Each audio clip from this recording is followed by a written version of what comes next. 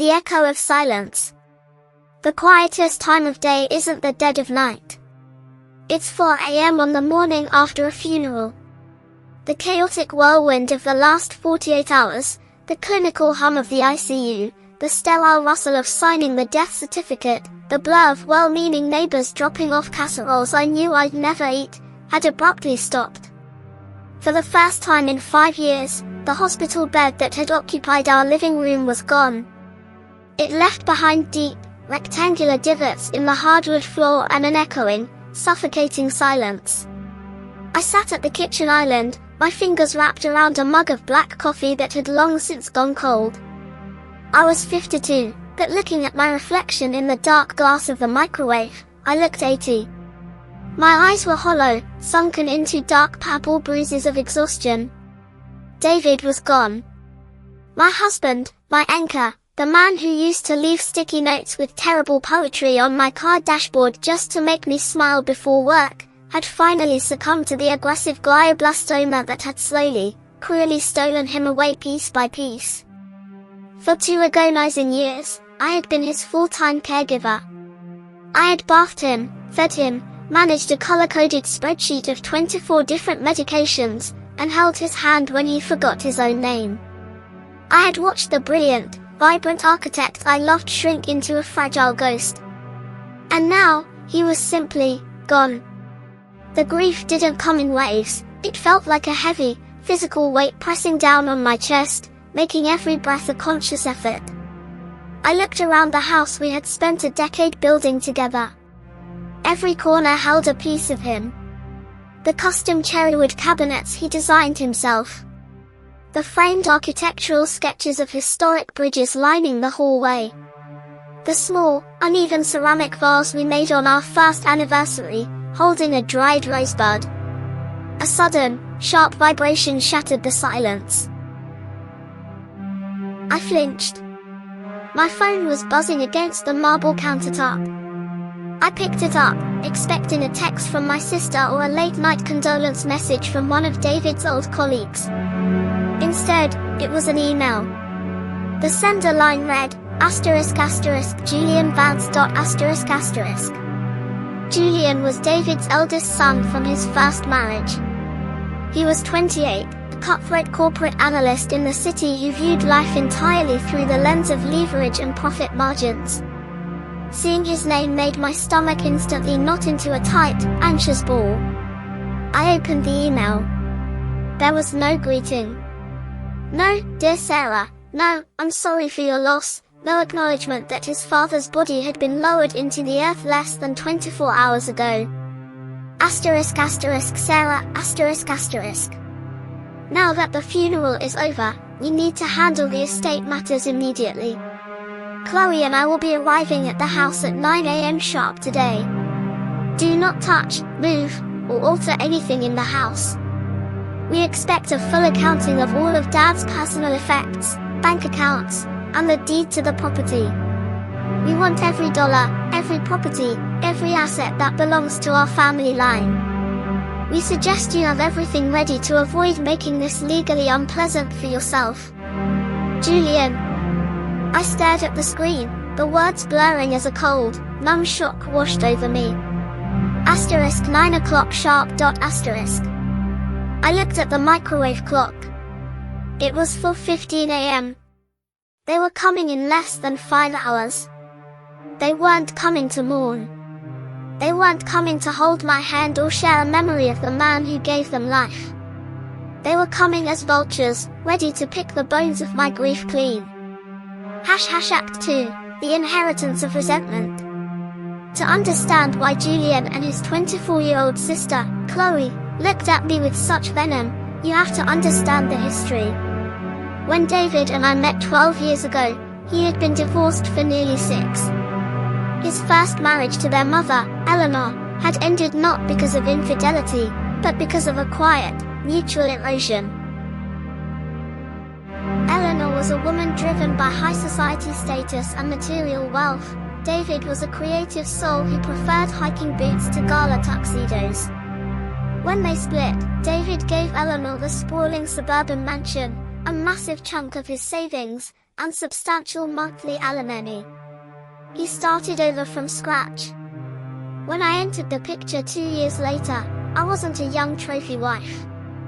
I was a 34-year-old high school English teacher, fiercely independent, living in a cramped one-bedroom apartment. David and I built a life based on shared values, deep late-night conversations, and mutual respect. But to Julian and Chloe, who were teenagers at the time, I was the usurper. Their mother had spent years whispering poison into their ears, convincing them that I was a gold digger who had swooped in to steal their rightful inheritance. It didn't matter that David and I bought our current home together, combining my modest savings with his hard-earned business income. It didn't matter that for the last 2 years, while their mother was vacationing in the south of France, I was the one changing David's soiled linens, dealing with his middle-of-the-night panic attacks, and crying silently in the downstairs bathroom so he wouldn't see my fear. During the entire duration of David's illness, Julian and Chloe were largely ghosts. Julian would call perhaps once every 3 months, his voice stiff and impatient, asking for updates on the prognosis, rather than how his father was actually feeling. Chloe, an aspiring social media influencer whose lifestyle was entirely funded by trust funds and credit cards, visited exactly twice. Both times, she stayed for less than an hour, complaining about the depressing vibe of the medical equipment before asking her father for money to fund a trip or a wardrobe refresh. And David, out of overwhelming fatherly guilt and a desperate desire for their affection, always signed the checks. Until the cancer took his ability to hold a pen. Now, at exactly 8:58 a.m., the gravel in the driveway crunched. I stood by the living room window, watching a sleek, black European SUV pull up. Julian climbed out of the driver's seat, looking immaculate in a tailored charcoal suit, his jaws set in a hard, aggressive line. From the passenger side stepped Chloe, wearing oversized designer sunglasses and a black trench coat that looked more suited for a fashion show than a house of mourning. My heart hammered against my ribs like a trapped bird. I took a deep, shaky breath, smoothing down my faded black sweater, and opened the front door before they could knock. Julian. Chloe, I said, my voice barely above a whisper. Come in. They walked past me without a single word of greeting. Chloe immediately scanned the living room, her eyes lingering on the empty space where the hospital bed had been, before tracking over the oil paintings on the wall and the expensive leather sofa. Where is it? Julian asked, turning around to face me in the center of the kitchen. He didn't take off his coat. He stood with his arms crossed, establishing dominance in the space. Where is what, Julian?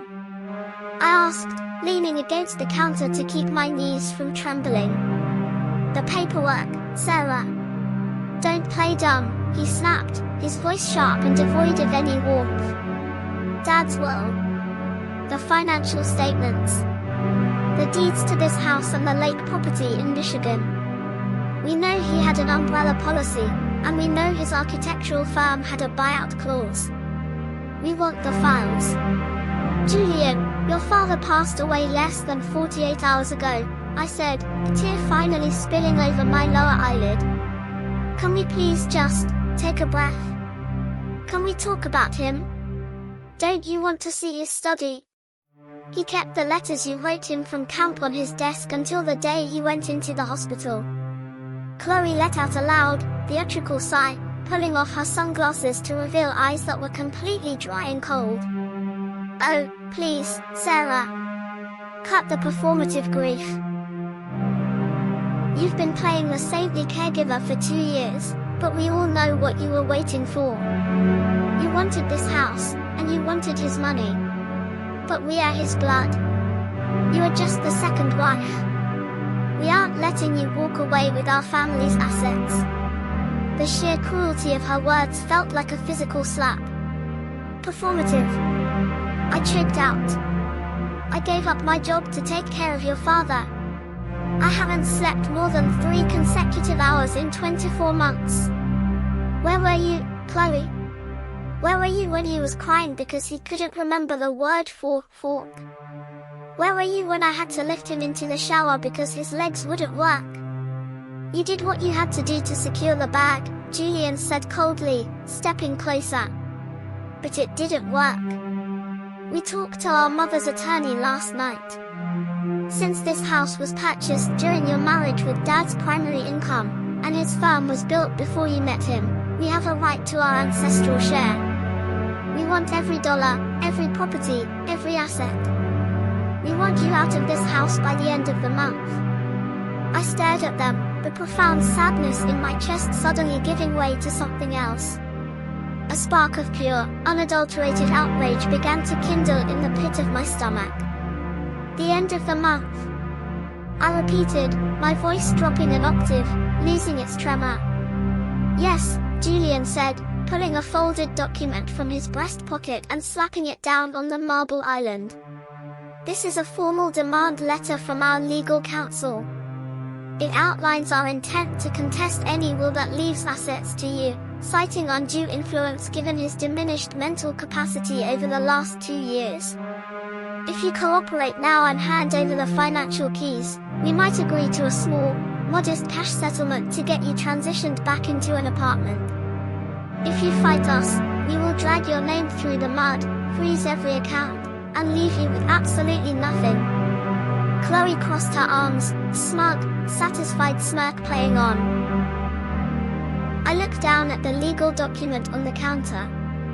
Then, I looked up at the 2 children my husband had loved so unconditionally, children who hadn't even shed a single tear for him, who were entirely consumed by greed. You want the paperwork? I said softly. Yes, Julian demanded. Fine. Follow me. The true ledger. I led them down the hallway, past the sketches of the bridges, to the back of the house where David's study was located.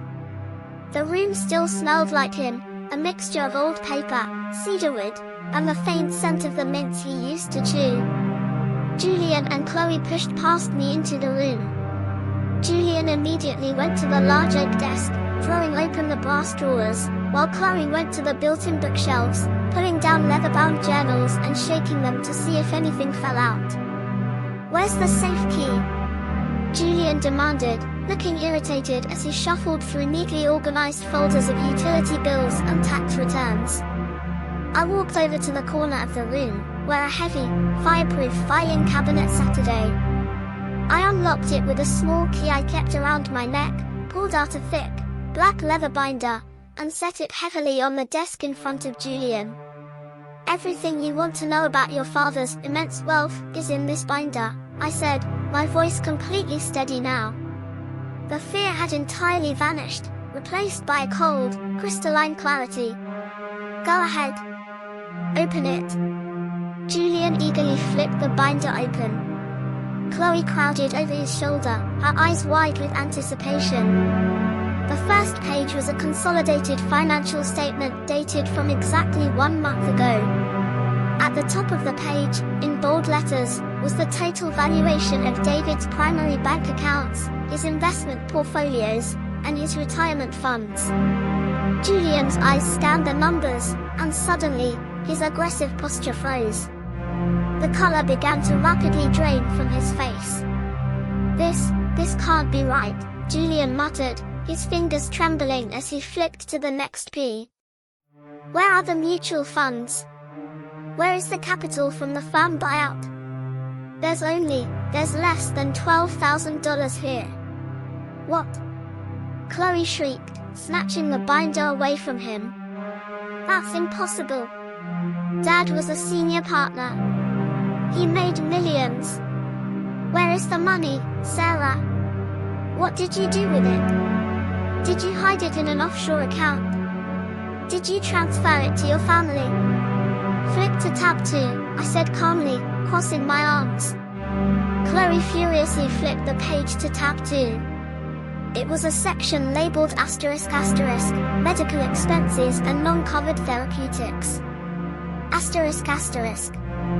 Your father's health insurance was excellent for standard care, I explained, my voice cutting through the quiet room like a scalpel. But when the standard chemotherapy failed after 6 months, The doctors told us his only chance at extending his life was an experimental targeted immunotherapy clinical trial. It wasn't covered by insurance. Not a single dime of it. I pointed a finger at the neat rows of numbers. Each round of infusions cost $42,000. He needed them every 3 weeks. When his speech started failing, I hired a private neurological rehabilitation specialist who worked with him 3 times a week so he could still tell you both he loved you the last time you visited. That cost $250 an hour, out of pocket. Julian was staring at the pages, his breath coming in short, shallow gasps. "But, what about the architectural firm?" he stammered. "His shares were worth a fortune." "Flip to tab 3, I replied. Julian turned the page. It contained a signed legal agreement between David and his remaining partners, dated 14 months ago. David liquidated his entire partnership share early to fund the experimental treatments and to pay off the massive credit card debts *U* accumulated. "Chloe," I said, looking directly at her. Chloe gasped, stepping back. "Yes, Chloe. I have the statements right there. Every time you called him crying that your rent was late or that you needed a loan for your business ventures, he didn't have the cash, so he took out loans against his own business equity to give it to you. He didn't want you to know he was drowning financially because he didn't want you to worry. He wanted to protect you."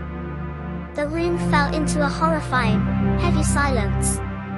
The grand illusion of the massive inheritance they had come to claim was evaporating right before their eyes. "But the house?" Julian said, his voice desperate, losing all of its corporate arrogance. "The house is worth at least $800,000. And the lake property in Michigan?" "The lake property was sold last summer," I interrupted cleanly. "It paid for the specialized medical bed, the round-the-clock nursing care we needed during his final 3 months when I could no longer lift him alone, and the advanced palliative pain management. And as for this house?" I reached into the back pocket of the binder and pulled out a document, sliding it across the desk. It was a certified copy of the Heinz title. "This house isn't in David's name.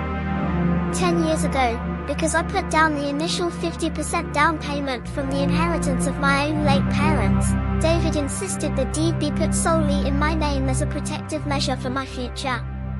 Legally, this house belongs entirely to me. It never belonged to the estate." Julian collapsed into the leather office chair, staring blankly at the wall. Chloe looked like she was about to throw up. "So, there's nothing?" Chloe whispered, her voice cracking. "Every dollar, every property, every asset, it's all gone." "Not all of it," I said.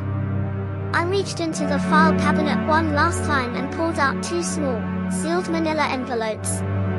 David had spent 3 hours of a rare, lucid afternoon 6 months ago writing them. His hands had been shaking so badly I had to tape the pen to his fingers so he... I walked back into the kitchen and sat down at the island. The silence returned, but it didn't feel suffocating anymore. It felt clean. I picked up my cold mug of coffee, looked out the window at the morning sun finally breaking through the grey clouds, and let the tears come.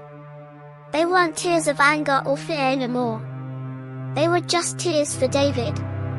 The battle was over. The vultures were gone.